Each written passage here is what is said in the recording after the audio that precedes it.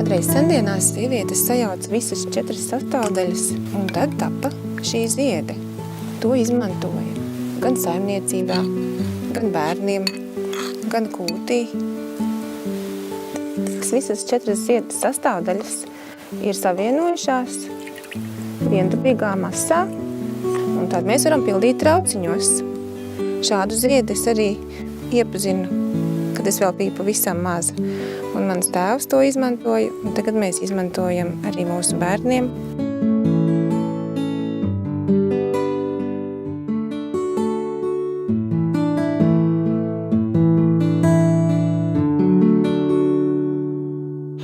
Smaržo pēc propolis. Medus kaut kāds, jā? Tā ir bērnības zieda kaut kāda. Evijas ziedu.